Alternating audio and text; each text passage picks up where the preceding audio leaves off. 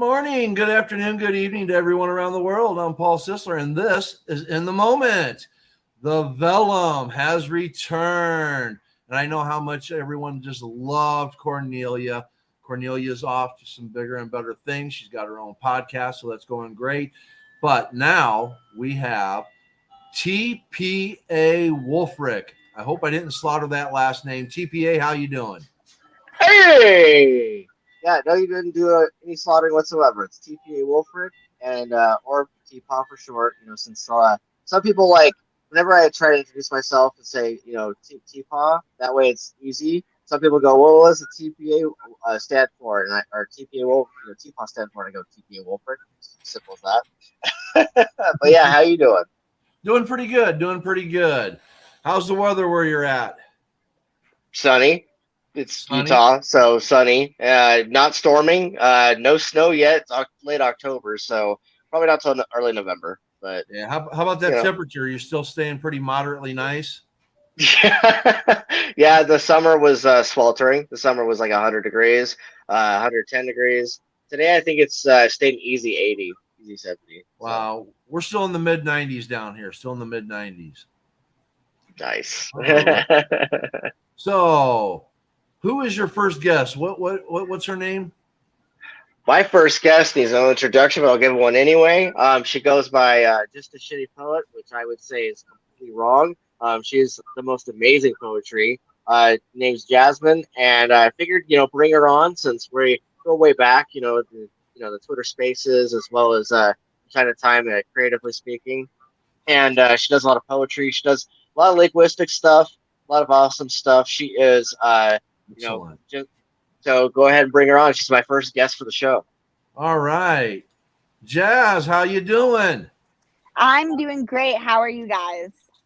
Awesome. Awesome sauce. I sit there. I'm like trying to introduce you in a great way, Jazz. So I hope I did well. You did amazing. Thank you so much. All right. Jazz, so tell me a little bit about yourself, where you're from, what you do, and what inspired you to write. I'm from Toronto, um, in Canada, for anyone who doesn't know where Toronto is, because some people don't. And yeah, my name is Jasmine Bush. I'm a plant. Um, and I got started writing in grade 2, because I didn't learn how to read until grade 1, but as soon as I learned how to read, I just took right off, and by grade 2 I was reading Shakespeare. Oh, wow. I didn't understand Shakespeare until grade 4, like truly understand. I thought it was all oh la la la la. But Shakespeare's not like that. He's really dirty and raunchy. And anyway, I could go on and on about Shakespeare. But he inspired me to start writing myself. And then I discovered that it was a really good way of, getting all the emotions out. Because I'm a very bubbly, happy person when you talk to me. But Yeah. I have so much darkness that just needed an escape. Nice. Oh, Nice. we need all the filthy and all the darkness, all the everything all over our face, necks, and chest. It's great. Now, you said you're in Toronto, Canada, but you're in shorts and short sleeves. Isn't it cold up there in Canada right now? We're having a nice day, actually. It's really nice out today. Oh, wow. Awesome. Awesome. Good to hear. Good to hear. Although generally, yes, it's been freezing lately. Yeah. I just figured that she was a snowman or an ice queen. No, neither of those. All right. So what do you mainly write? What's your biggest thing that you love to write the most? I write dark poetry. Dark poetry. Oh, I'm gonna have to share some of my poetry with you later on. I I got would love that. I got some dark poetry myself.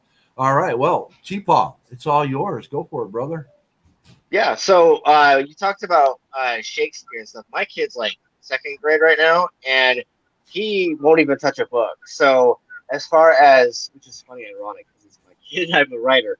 But as far as that goes, what got you started into Shakespeare? I'm not actually sure. I don't remember what got me started on Shakespeare. All I know is that I heard his plays were really, really good. And I had watched A Midsummer Night's Dream, and I loved A Midsummer Night's Dream. So then that's actually the very first Shakespeare play that I read. I Yeah. printed off a 50-page script from my dad's computer, and I got grounded for it because there was so many papers. That I could totally see that. Ink and paper is expensive, especially back then. Yeah, So and is that it was back in 2007. Yeah, 2007, dude. That was like 2 years before I graduated high school. Mhm. Yeah, Did no, I was in grade 2 back then. I was born in 2000. did the Shakespeare stuff launch the poetry thing, or what started the poetry? Shakespeare definitely launched it. Okay, I was a huge fan of Shakespeare. I love poetry, and then we had a poetry contest every year. yeah. So I wrote some stuff for that. And then my mom instead made me perform Tinkle, Tinkle, Little Bat, which I still have memorized.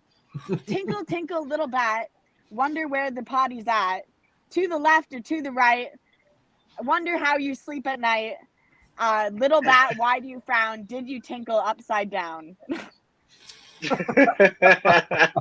I was gonna ask you to perform it too. I was gonna be like, "Hey, could you like do the thing?" Yeah. You excelled. Oh my Yeah. goodness, that is funny. So as far as this goes, like when it comes to poetry and stuff, what drives you to get going? Like what helps? What's your muse? Like take us to that point. Like I'm my own what gets it muse. going? I've been in so many horrible, horrible, horrible situations. I a survivor of human trafficking. Okay, it's kind And of rough. of abusive relationships and of a bunch of other shit that I shouldn't have gone through, but I did. Mostly due to my own bad decisions. But I just need some way to get all of that darkness out of me, you know?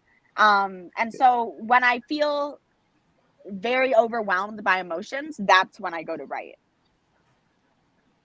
Okay, that's fair. Yeah, no, I myself as a writer person, I especially when I was writing back then, like when I was younger, it all came from like therapy. Like I got asked like when we were on Cornelia was on the show, she'd asked me where it came from and everything, and I was like, well, I needed therapy. So like that was I my feel top that. answer. I made it as a joke, of course, because I make light of everything, but like that was my thing was I was like I need therapy. But like as far as yours is concerned, do you find when you get into the muse, when you get to that point where you're writing stuff and it's flowing out of you and you're channeling all that energy into words, do you feel like it's helpful? Do you feel like it's therapeutic at all? Oh, definitely. And in fact, when I do get assignments from therapy, I normally answer like do my response to it or like what the assignment was in the form of a poem. Okay.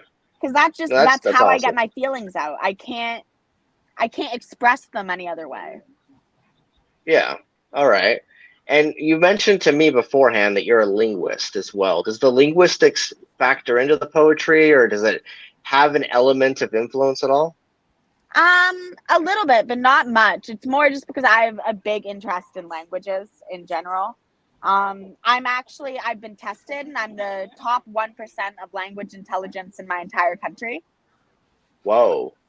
Can you tell us a Wow. little bit more about that? Like, how does that work? I'm not exactly sure. I took a bunch of different IQ tests. I got a full psychoanalysis done because we were trying to figure out why I was insane. Fair, Turns out I fair. have bipolar. So Hey, that's why I'm insane. so many people I know of in the world that have had to find a way to navigate through that world, that mentality of having, that growth opportunity of dealing with bipolar disorder Are you sure? and things like that. So totally fair.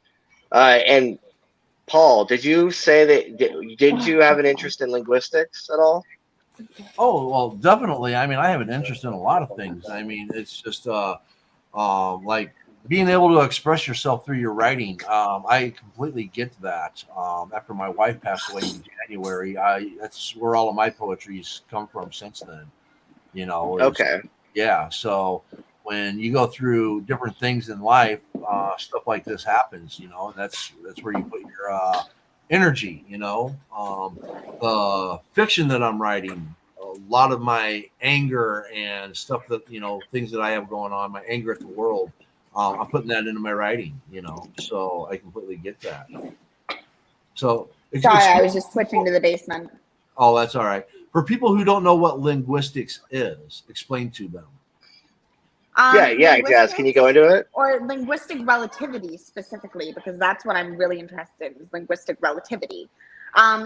Linguistic relativity is the science, or not the science, but the pseudoscience, the psychology of how languages relate to each other and how those relate to how we act in our lives. Like, for example, how your language describes time affects how you see time passing. Or the different colors that your language includes affects how you view the world. And yeah, so it's exploring those ideas. And how those relate to other languages and stuff. Okay. Yeah, I was going to ask you really about that because, like, I know that you're like heavily into the language thing, and we're going to also talk about like the hero's journey and history of writing, things like that we were previously talking about before the podcast even started. So I was kind of like wanting to dig a little deeper into, you know, your knowledge base as far as linguistics goes, because I know for a fact that Paul is also into history of writing and linguistics, and figured, you know, kind of get that started a little bit. But as far as your poetry goes, does your poetry get influenced at all by the hero's tale, or does it get influenced by the art of storytelling at all, or is it just kind of like a free form of thoughts? It's just a free flow of thoughts. Whenever I feel very overwhelmed, I just have to get it out. And so each poem like has a thesis, it has its point. But most are just describing how I'm feeling. And it has nothing to do with the hero's journey, nothing to do with anything that is, you know, specific to different parts of writing. It's just what I want to say in a flowy, nice sounding way. All right. And what is your thoughts on the hero's tale, or do you know anything about that? I think it's overdone and overplayed, and we need to find some like I'm a hipster and I hate anything cliche. So if you follow the hero's journey exactly, I'm gonna hate whatever you did. but if you tweak it and you make it interesting, you know, and it doesn't immediately look like the hero's journey, then I'll be really interested in it. Or even if your characters are really well fleshed out, then it's different. But I don't like most stories. I hate the Marvel movies. I hate anything that Disney does these days. I hate them. They're just so cliche. Like everything is a trope already. What about bending tropes though? Like bending them to fit your narrative and bending them to make it to where it's tropey, but like it's not a trope because it's also been inverted. Like that I guess the best way to describe it is I just don't like Mary Sue's. Okay. Like you like characters that are more flawed and have complexities and have shades and layers to them then. Yeah. I like onions. You know, like Shredder says there's layers like an onion. Yeah, that's good because, you know, some of the stuff I'm writing has anti-heroes in them. I don't call them heroes. I also don't call them villains. I call them. See, if I were to try and put like Peter or Violet or any of the characters that I'm writing in my current works, in like Harry Potter, for instance, they would be like, "You're a dark wizard," and it's like, no, they're not. They're just, you know, they just are more on the fence of grayness than you are. But yeah. I see that you have a book coming out, by the way. You want to go into that? Two. Okay. So I'm currently still looking for a publisher. But once I've found one, and I think I've found one, I'm just not completely sure if I'm going to accept the deal I got offered. But I did get a publishing deal. Nice. With Winona something. It's in Hamilton. I'm at 2%, so I do. I'm sorry. Sorry, they're asking if I need the charger still. That's okay. We've been through the chaos. Yeah. But yeah, so my one book is about women's struggles. And it's called Sluts, Whores, and the Reasons We Deserve More. And it has 3 sections in it. One is called relationships, and then in brackets, don't take my advice. And then the second section is called eating disorders are both too fat and too skinny to have. And then the last one is called women's struggles and the occasional strangulation. Because I've known multiple women who have committed suicide. Yeah. One of them, it was directed at me. And like it was made very obvious that it was directed at me. And so I've had to explore that within myself and explore the person who is pitting us against each other and who really caused it. Not that anyone causes it, but the person who does it themselves. But so it explores those ideas. It explores eating disorders. It explores anything that like women generally go through. And then the second one is called Addiction, Overdoses, and the Oxford Comma, and it talks more about my life and my struggles with mental health, and all the people that I've seen overdose and die from drugs. And covers some of my own overdoses because I'm a recovering addict. Congratulations, by the way, on constantly being able to overcome that. Because all the stuff you're talking about is all very heavy subject matter and can be triggering to some audiences, depending on which audience you're in. I know that Paul has been like, don't worry about that. You got to be honest and true to yourself and everything. So I like the fact that you're willing to put that in, like your experiences and then your observations of other people's experiences into a text and like have the balls to do that. So very brave of you. As far as this goes, do you want to share a poem maybe? I would love to. Let me see if you can hear me when I go off of this page. Okay. Because I only have my phone with me at the moment. Yep.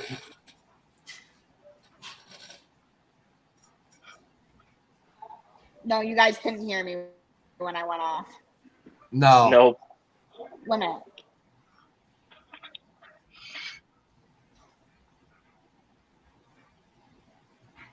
Okay, 1 minute. I'll have to get my friend's phone. Okay. Okay. All right. No worries. Oops. I just took that. Hey, can I borrow your phone to go on Twitter and read one of my poems? Thank you.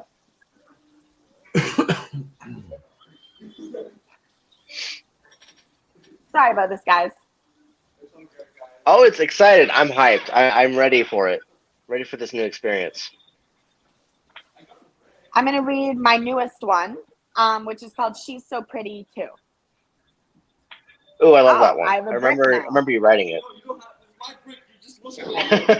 Here's my Just don't get bricked. Looking at it. I was given a brick. Okay, perfect. I'll be right back. All right. In the meantime, how are you doing, Paul? Doing all right. Yeah, I definitely got a lot of questions and everything. Oh, yes.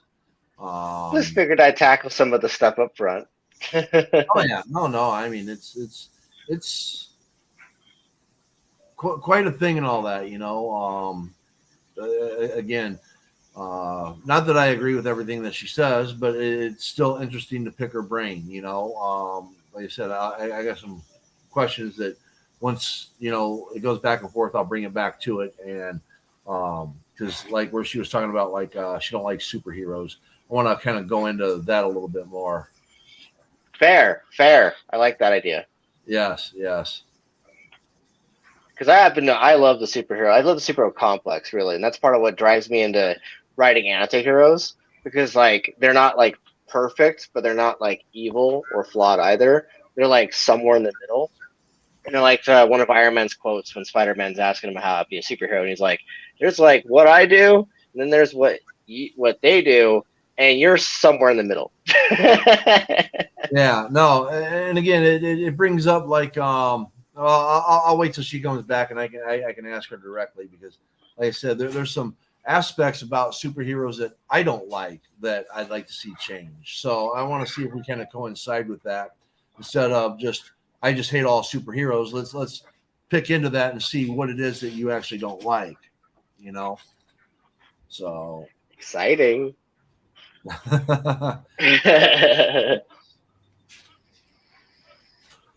we got Sith here and all that. Deadpool. Deadpool, yes. I love Deadpool.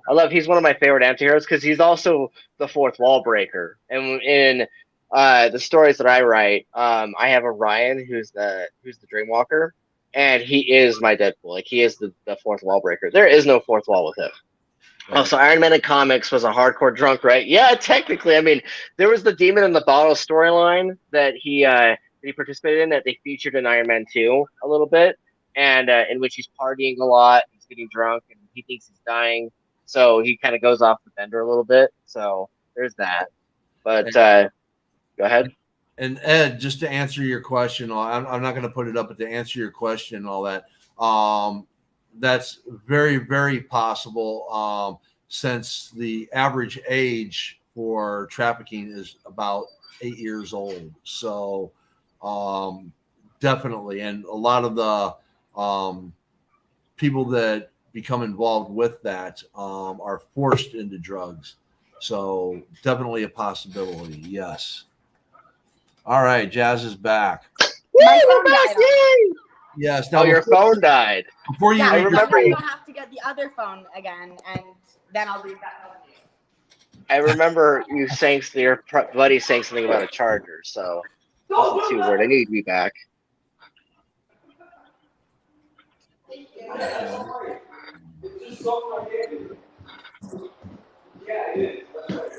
Alrighty, here we go.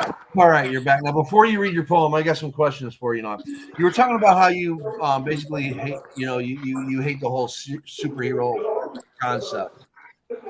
Now, I want to ask you: is it because that they have like the average superhero? They're supposed to be good. They're supposed to not hurt people. They're supposed all the things in the storyline that you got a bad guy where. Right now, we have Black Adam coming out with Dwayne "The Rock" Johnson, and Black Adam will kill people. The Arrow will kill people. Now, that's different than the standard superhero cliche. So, is that one of the things that you really dislike about the whole superhero cliche, or is it? I mean, I wanted to dig a little more in depth into that. What is it that you truly? I think that those characters just aren't fleshed out enough for me. Well, what do you mean? Like, they don't have flaws. They're Mary Sue's. They're too perfect. And their flaws, they don't have anything to actually do with their character. They're just, oh, this thing can defeat me.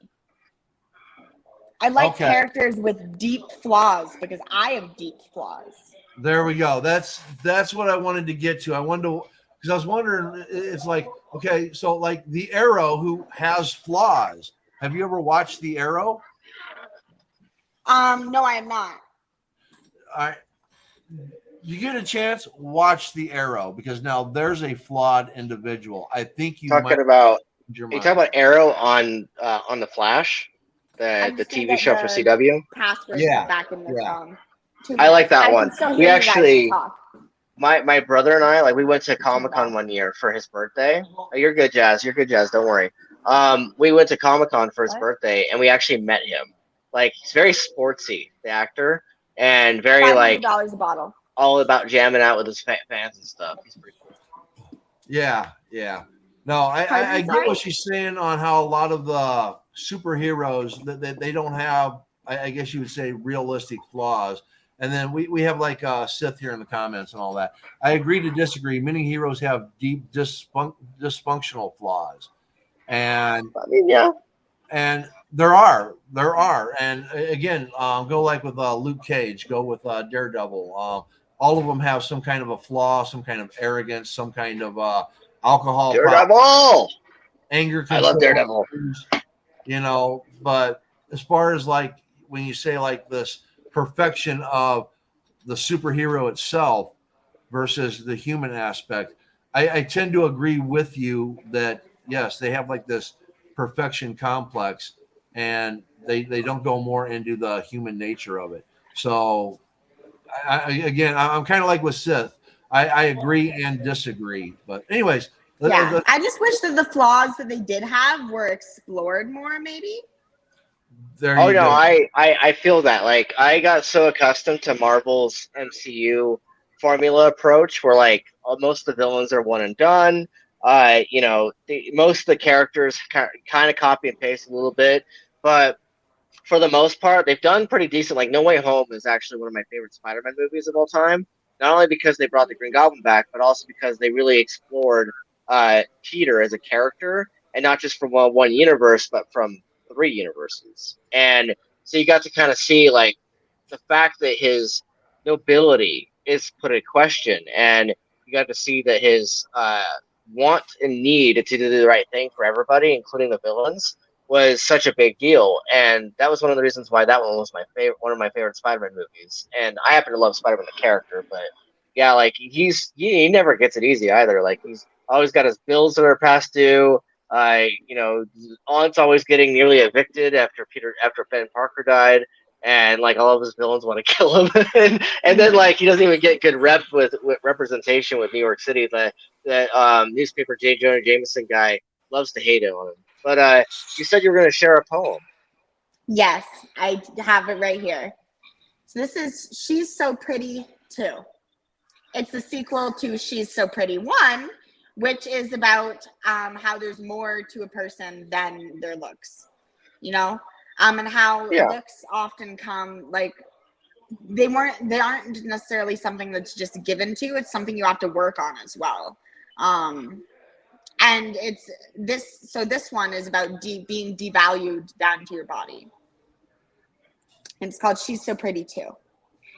She's so pretty, they say, even though she's heard it a million times. She'd rather be complimented on her rhymes, even though sometimes she doesn't rhyme at all.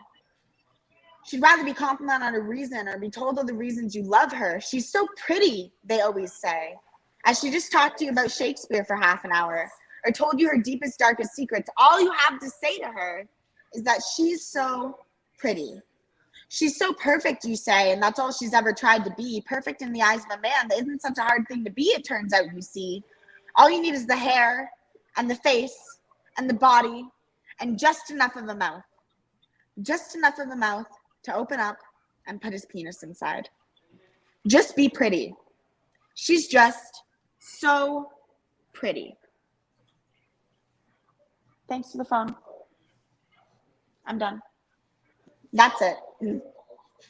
I absolutely love the poem myself, because there's like this very guttural nature to it, and it's the guttural nature of the fact that women tend to be only valued in our society for their looks and for what bodies they have, things like that. They don't tend to get valued for like intellect or their merits, what they have, their wits, their cunning, their ability to hold a job, their ability to gain basic skills. It's all the stuff that men automatically just get assumed that they should have.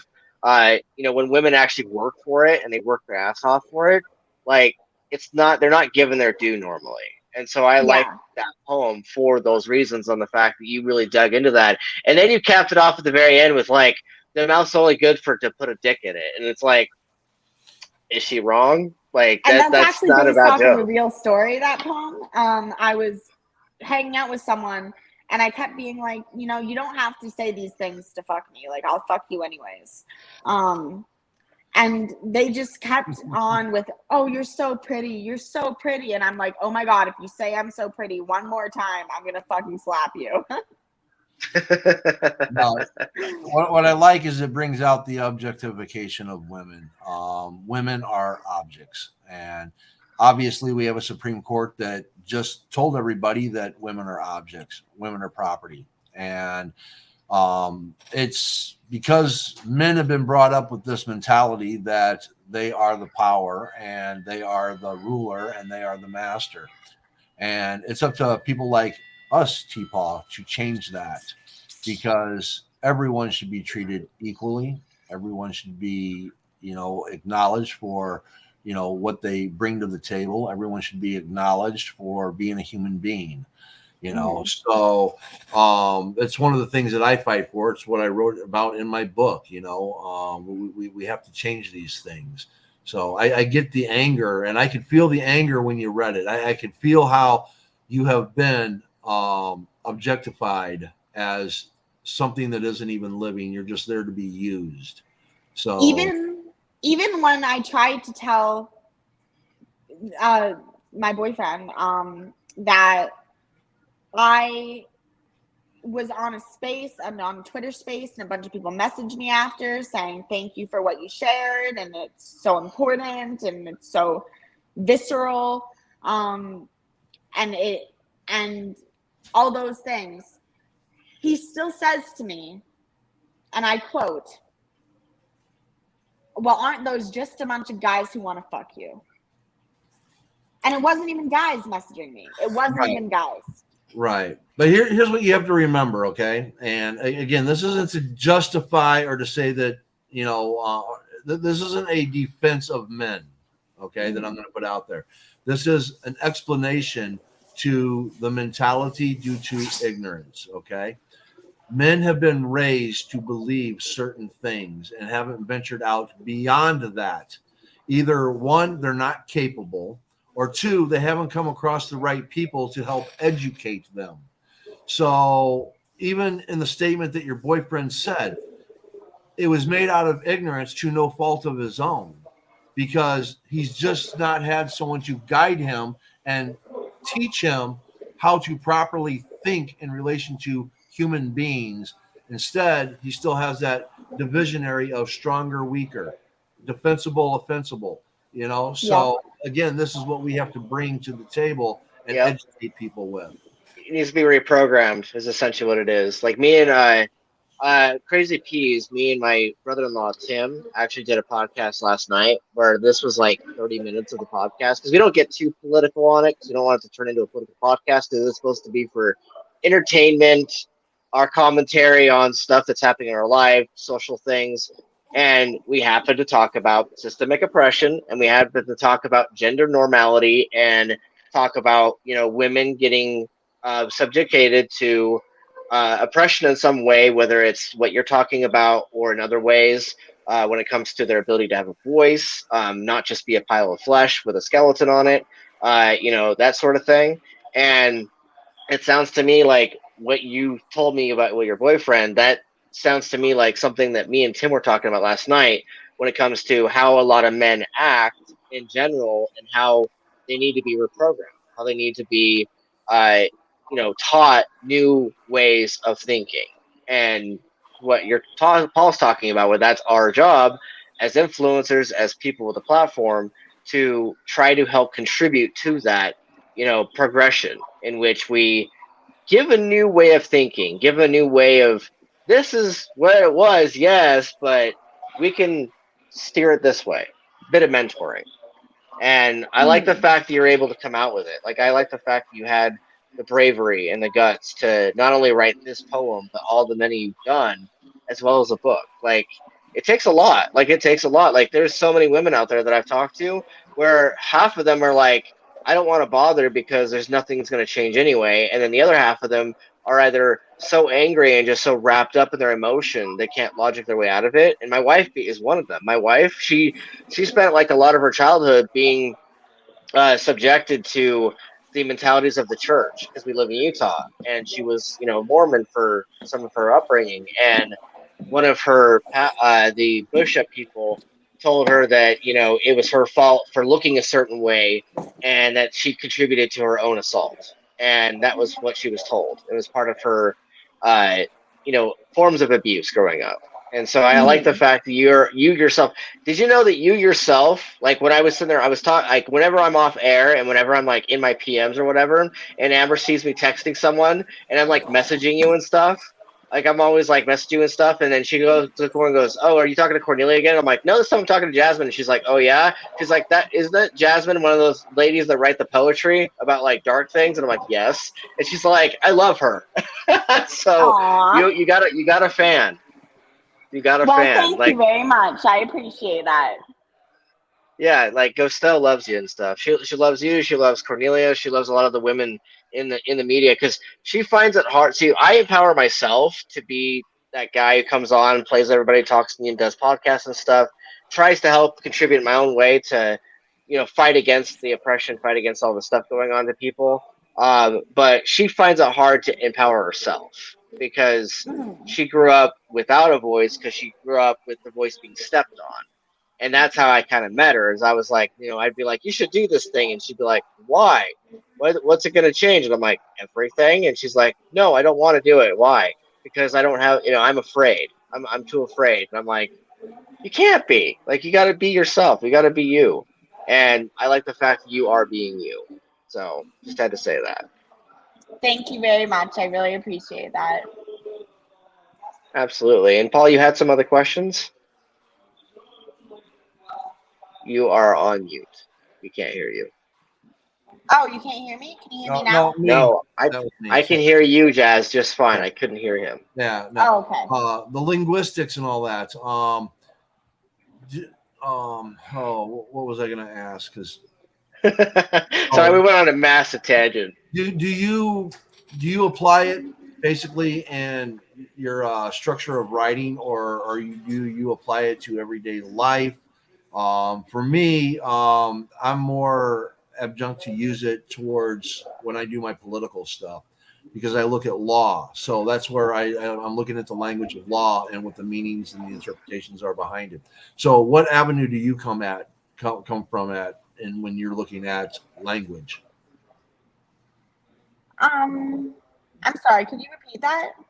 Basically, it's the structure of language, the linguistics of it and all that, the morphology of it, the syntax of it. Are you looking at it more directly related to writing, everyday life, or like myself, I look at it in relation to law? Let me think about how I can answer this. I'm not quite sure how to answer that. That's okay. Sorry. No worries, no worries. Is it the fact that you're having a hard time wording it, or is it the fact that you don't want to offend anybody? Yeah, I'm just having a hard time wording it. Fair enough. Fair enough. No worries, no worries. I do want to dig Sorry. deeper into with those books that you wrote, Jazz. Or the book that you wrote? Do you hope that it leads to some sort of healing, or what are you hoping that it's gonna? What impact are you hoping to have on the audience? I don't know. Let me think about how I can answer this.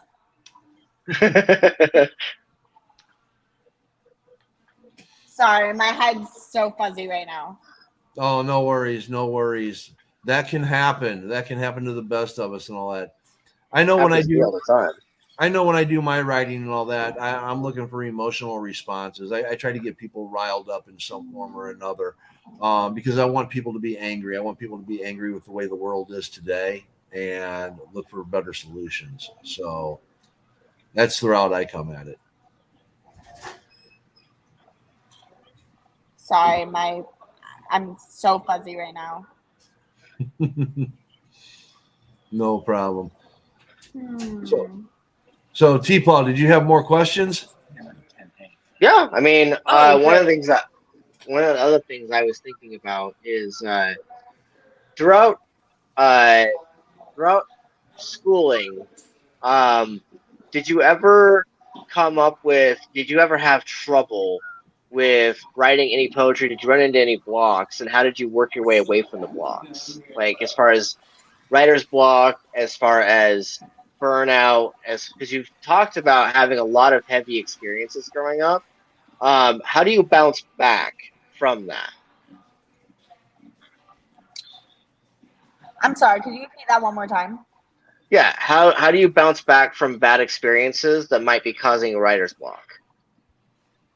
Um, how do I bounce back from those experiences that may be causing writer's block? Yeah. I'm not sure.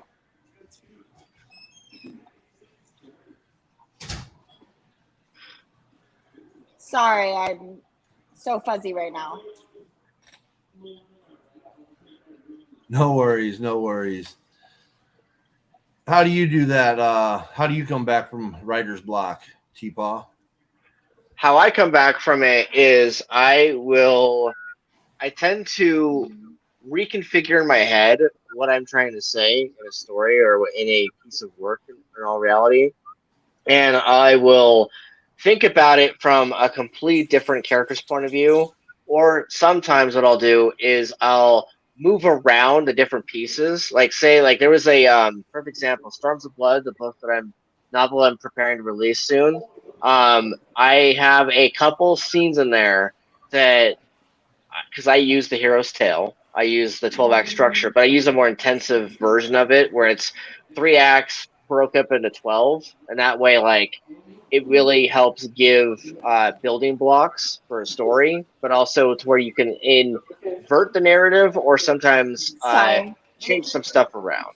And so what I do is I try to find a way to uh, I get myself excited for it again. I think of parts of the story that get me going. Like for instance, I'll sit there and like there's a part of the story, for instance, where it's Nightmare on Elm Street meets Carrie, like the horror movie versus the book or the movie from Stephen King, and I'll invert the narrative just a bit where say you're expecting this scary part to happen here, instead we'll have it happen in a different spot, and we'll have it to where a couple of the pieces are moved around, and I basically get myself excited to work on it. Because in all reality, if you're dealing with burnout or you're dealing with depression, you have to remind yourself that of all the progress you've already made, and you have to remind yourself of where you're at in your head, and change your mentality. Because if it's a mentality that's in the dumps, it's going to be hard to do. Like for instance, if when I go to the gym, I do push-ups or I'll do workouts on the machines, and if you're having like a mentality blockage, it's going to be hard for your body to move. And so, same thing with writing. If you're having a mentality blockage of some kind, it's going to be hard to type anything because you're just going to be staring at a blank screen and being like, where do I go from here? And so I latch onto the emotions as well. Like, let's say there's a part of the story where the character is supposed to feel happy, but also sad, so it's bittersweet. And there's a scene in there that you're getting imagery in your head that helps get yourself reignited. And so hope that makes sense of what I was explaining. Oh, definitely, definitely. Now, I know when I wrote my book, The Red Herring Effect, whenever I would get into a writer's block, and you got to remember it's a political nonfiction, and when I would get into a writer's block, I would actually just go to a different topic within the book that I was writing and start working on it, and then I would come back to it.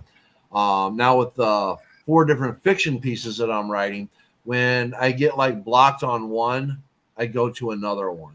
It's like my mind's clogged up, so I'll leave the one and just go to write something else on a different book. It's just like, okay, this one's playing on my mind. Let me go to it, and I'll just start writing on it, and then that'll get me excited to come back to the one I want to work on, and usually I can go, from there. Other times I go into poetry, or I'll just go binge watch something that's kind of on topic with what I'm writing, and it'll get me back into the mood to write some more, or give me ideas. That makes sense. Makes sense, because it reminds me, because I was feeling blocked on a scene one day, and I didn't want to watch the whole movie because that was the inspiration for some of the scene. But I wanted to revisit at least a YouTube video because I know they have them on YouTube. And so I watched this video where this guy went into explaining the desk behind the characters in Nightmare on Elm Street, in which Johnny Depp's character who died, and then a few of the other characters. Turns out there's only 4 people that die in that freaking movie. I always thought it was more, but there's only 4. And the movie also spawned the beginnings of New Line Cinema. I don't know if you knew that. I didn't know that. I didn't know so that. When I was watching this docuseries on Netflix about Nightmare on Elm Street, they said that the guy who made the studio for New Line Cinema, they had like no money. And so that movie helped create an entire production company. Fun fact. But yeah, I was watching that video because sometimes what I'll do is I'll revisit things that inspired ideas, and like not to like re-inspire the idea, but to like look at it a little differently, and then get like another image or another version of the image in my head, and then that will help reignite the flame, hopefully, to keep going. What are you working on recently? My main focus has been on the show. I've busted out some blood schism. I had rapidly finished off chapter 3, and there was other aspects that I wanted to include into it. So I'm going back over it, and I'm reinserting some things, kind of drawing it out a little bit more, getting more into the character depth. Blood Schism is the main character is a intersex sex worker, and she's been. I remember that. Yes. I remember that. She's that been one scene. Go ahead. Yes. Go ahead. She's been bitten by a vampire and is now transforming into a vampire. And she has druid blood. So this is a story basically about druids and vampires that was in a war eons ago. And now the druids are back. And my main character, Iris, is what's going to bring them back together again. So for balance for balance, So it's deep, it's dark, it's horror fantasy. It's obviously she's a sex worker. It's sexual, you got vampires, so there's the dark aspect, the mystique about the vampires, and then you got druids, which is going to bring in some magic and some lore and stuff.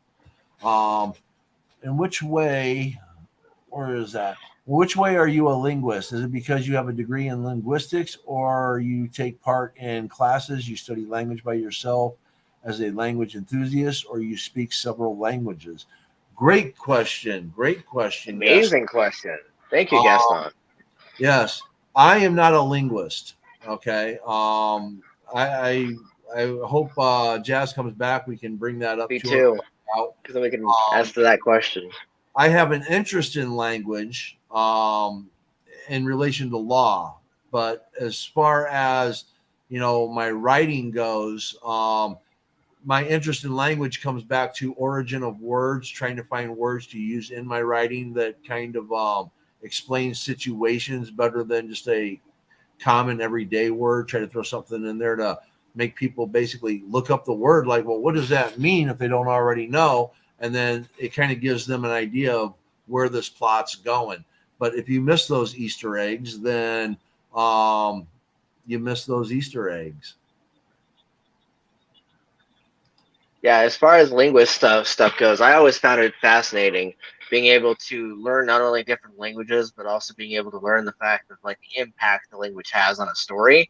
Because I'm also a photographer as a hobby, and one of the things I found myself saying is that there's a language to a photo, on like the way it's shot, the way it's framed, and then the way it's edited. Like whether it's retro, whether it's got different color schemes to it, the object placement. It's hard to explain kind of to people that aren't photographers, but with the way that the camera's framed, the way that you position things, and then in the narrative of the picture of the photo, because when it comes to movies are 24 frames per second, right? So there are essentially 24 pictures per shot. And with photography, it's just one shot. And right, I had that in mind when I had my wife and I work on book covers and stuff. I was like, this one shot is like gonna tell the reader like the tone, what placement is in the photo, that sort of thing. And so with photography, it's similar to me when it comes to linguistics. And so when it comes to language, like language is such a fascinating thing, fascinating, use and mechanism. And it's Jazz back. We have you back. I'm back. I'm All sorry. right. All right. Well, we just lost her again. She's like Santa Claus.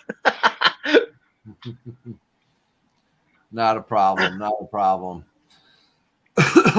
Swish and flick. Yeah. No, I get what you're saying. When I write, again, I came into a lot of writing spaces because I was the first person I heard read anything was Jay, and when Jay was reading, I could envision everything that he was talking about. I mean, I could vision, and there's a lot of books, especially when I was younger, that I read. I'm a big fan of Robert Jordan because Robert Jordan Okay. puts in that visionary detail that I like, and I understand where they're at, where they're going. If they're in the woods, if they're in the desert, if they're around a lake, or whatever the case is. I comprehend what the setting is, the plot, the character descriptions. I can envision what each character actually looks like. So when Jay was reading, I got all that from Jay.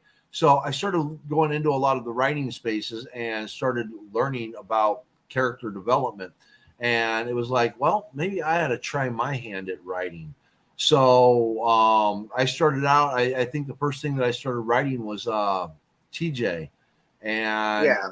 I couldn't believe the feedback I got on that. And I was just, bam. I mean, yeah, I'm going to write. This is what I'm doing. I am a writer. I am going to continue to write. So now I have 4 fictional pieces. TPA, please talk more about the 12-act structure. Oh, somebody wants to know about it. Okay, so basically every movie you've ever seen, every movie, doesn't matter whether it's an art film or whether it's a commercial film, like say the Marvel movies, if you will.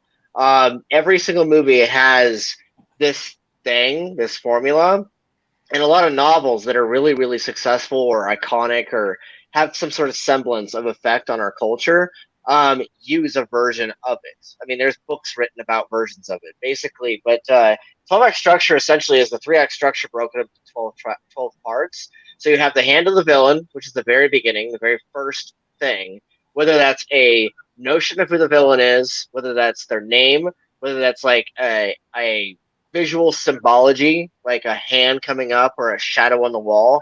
That is part of the 12 acts. That's part of the hand of the villain or the power of the villain. Basically, the scene has to have some sort of nod to what the dark presence is in the story. And then you have your second act, which happens to introduce the family or the work or the friends. And basically can either be positive or it can be negative. And with Act 3, Act 2 and 3 dance together because of the fact that it's both sides of it. It's both sides of the coin. And so it shows you either the bad or the good. In Harry Potter, book 1, I've been reading out Philosopher's Stone to my kids. The very first chapter is literally the hand of the villain. Like the entire story through Vernon's perspective and through a few of the other characters' perspective, we all hear takes on who Voldemort is as a character. And we all hear about his influence on the world, and we all hear about how he even affects the Muggle world. And same thing with the next 2 chapters, chapters 2 and 3. We get to see how Harry is an 11-year-old child. We get to see how his family is, aka his relatives, and we also get to see them do the vanishing glass with the snake. And so you get the 2 different sides of the coin of his family, and so that plays into it. That's part of the 12-act structure. And with the Act 2 and 3, and then you Act 4, which is opening of world. Act 4 is where you learn that there's an inciting incident, that this isn't just a random series of events. So you can have random series of events if that's part of your story, like that's part of your language of the narrative and the tale. But with Act 4, sorry, I'm just breezing through right now because I'm just trying to explain a bit more about it. But Act 4 is the opening of the world. And so basically what that means is that it's your hints that there's far more going on than what was initially introduced in the first act. But Act 1 and Act 4 tie together directly. And then you have the plan on villain, which is plan on villain and attack on villain. Is essentially in every movie, every book, every story, you have your characters who are making their plan about how to tackle the villain. And the attack on villain doesn't have to be an actual fight, doesn't have to be a conflict. It could easily be let's say it's a car chase, and let's say the car chase in the first and second act is all about us stealing, getting through the moving action pieces. Like for instance, with the Matrix, with Neo, attack on villain and plan on villain was him past the point of learning that he was the one, but it was about one of his first fights with the agent, special agent, and basically it was one of the first fight sequences, and that's where he gets his butt whooped really badly, and that's where he starts to learn that he has to really learn everything from Morpheus. And so 12-act structure is kind of like a more honed in approach of the 3-act structure, but me personally, I like to invert some of it. I like to have it to where, like, let's say in one of my books, I have my main villain is big bad guy, Dark Lord guy. Plan on villain is actually him planning on attacking Peter, my main character, versus the Peter and his friends planning on attacking bad guy. And then the attack on villain is actually Braxton, bad guy, tackling Peter, as opposed to the other way around, because of the fact that it's like a chase, it's a dance of sorts. And so, like, I invert the narrative in a few places where you would expect the hero to be the one that has to do the thing in the story, but really it's the villain that does it. And so, like, it's playing with tools. It's basically adding tools to your belt, so to speak. Does that make sense? Oh, definitely, definitely. Me, I don't have the writing education. I basically I just play it as I see it in my head. I start out like with basically all of my stories. You're basically getting a intro to what causes the story, the cause and the effect of it. And then, the consequences of actions come in basically like the next chapter.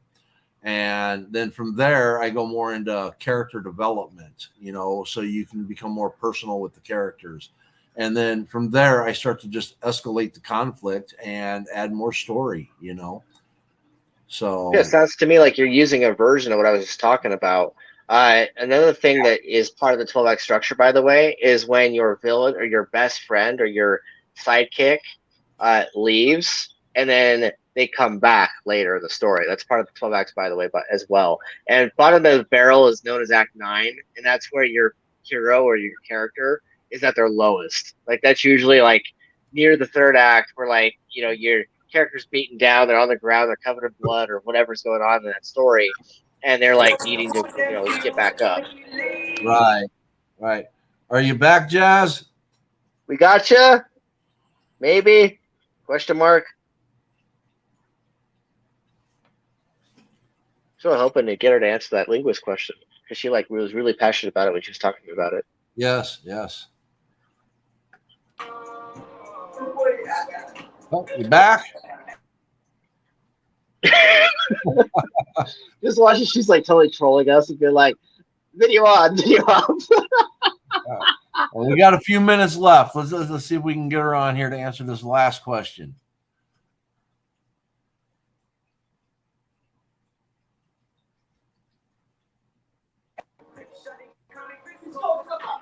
Do we got you?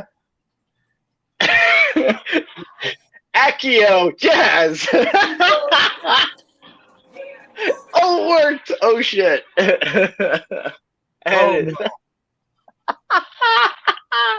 Oh, this is funny now. This is entertaining.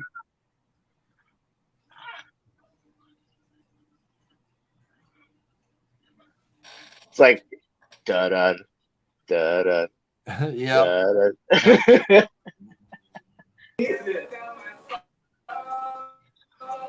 right, give it one more shot here. You with us, Jazz? Can you hear us?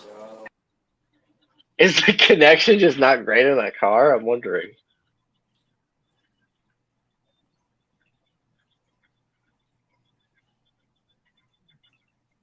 All right. Last try. Let's see if she comes in. Rip. Hello, hello. All right. Rip. All right. F in the chat. I'm gonna remove her back. Oh wait, hold on. Here she is. Can you hear us? If you can at least hear us and respond, that'd be awesome.